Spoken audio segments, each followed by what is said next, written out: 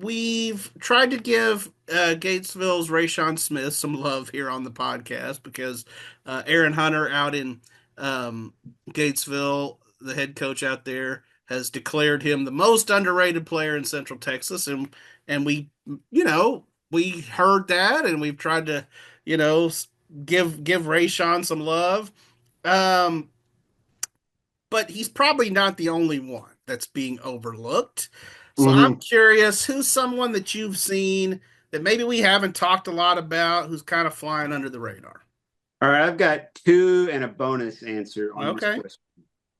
Uh, Hank Smith at Bremond, really good two-way player because I noticed he's among the area leaders in tackles, Mm. along with being 1,000-yard rusher. Got to see him play against Mart in a game Hang that on. Mart Did you won. say Tank Smith? It's Tank Scott, right? Tank Scott, you're right. You're right. Yeah. Yeah, Tank Yeah, Smith's an old Marlin running back. that's right. That's right. Tank Scott. Okay, yeah. Thanks for the catch there. Yep. Um, and then I think, of course, the only time I've covered Troy was against Franklin, and so I feel like I didn't really get. I mean, they didn't get a fair shake from the eyeball test from me. Oh, that's a little mixed metaphor. Two different body parts in that. Go on. But We get what you're saying. I think Joseph McMurtry is a fantastic player. He had even that Franklin game, he kind of had that feel of going to put this team on my shoulders and see what we can do, type of deal. Okay, and here's my bonus one. Right? Hmm. How have we not talked about the fact that Troy's two best receivers are named Ketchum? Well done, well done. And the funny thing is, I think I want to say Reed, who I believe is the older brother. Yes. Ooh. Uh, I want to say he got hurt at some point.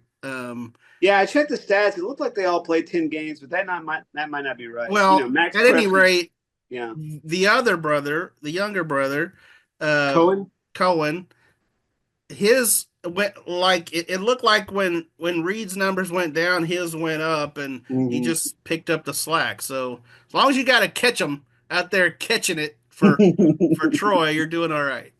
Well, I think when I talked to them to Joseph and Reed at the beginning of the season, they talked about growing up together, and so obviously if Cohen was also out there, I wouldn't see why it wouldn't be as easy of a connection between Joe Yeah. Mack and Cohen Ketchum. But I also have a Troy player. It's Okay. actually their running back, Jaden Yep. Lucky. Yep. Yeah. I looked at him too.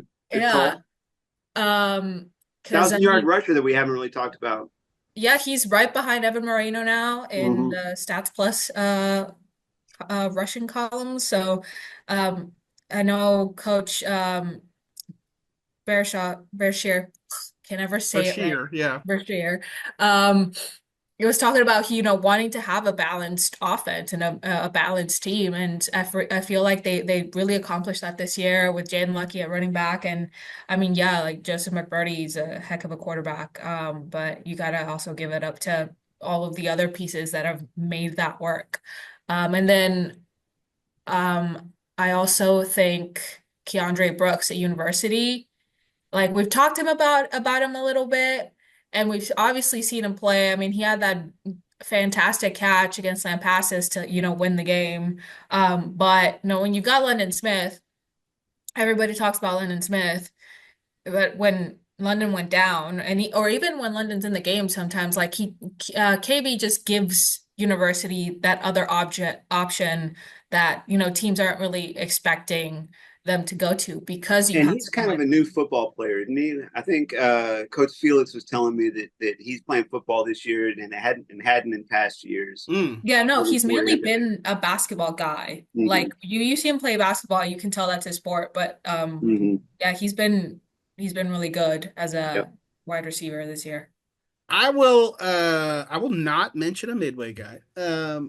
I've seen University twice this season. And I'm going to mention a different University guy. Well, first I'm going to back it up.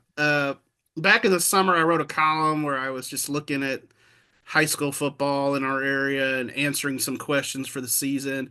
And I picked a breakout player, and my breakout guy was Jonte Johnson at Whitney, Mm-hmm. and I would say he was that guy for Whitney until he got hurt. I mean, Oh, for sure, for he was, sure. he was like an 800 yard guy last year, so he was not a bad player, but like he was, he took off in a big way this year, so I felt bad when he got hurt. But my guy that we haven't probably talked about enough, so like DJ mentioned it, we mentioned London Smith, we mentioned Savoy Nichols, Ladarius Evans, and Joaquin Martinez is clearly a leader on that defense.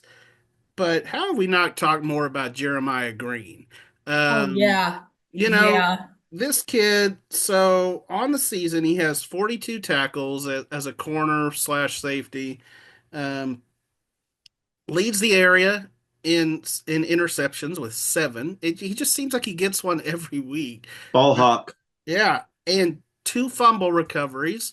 So he's got nine takeaways on the year, two forced fumbles, and 10 PBUs. So if you throw his direction, he's either going to knock it down or he's going to pick it off. He doesn't get beaten a lot.